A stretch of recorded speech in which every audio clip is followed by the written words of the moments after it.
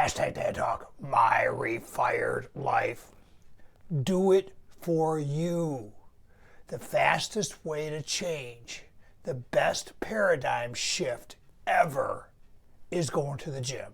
There's no question about it.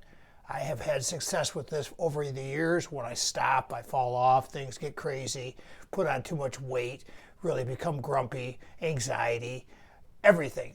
My mental health goes to shit. The gym has been the savior. The gym has been the place where I've met the best people in my world.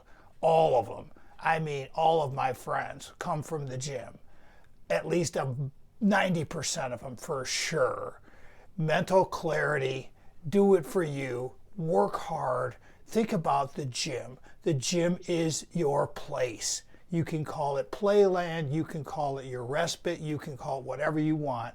I call it, my happy place. The gym is it. Do it for you.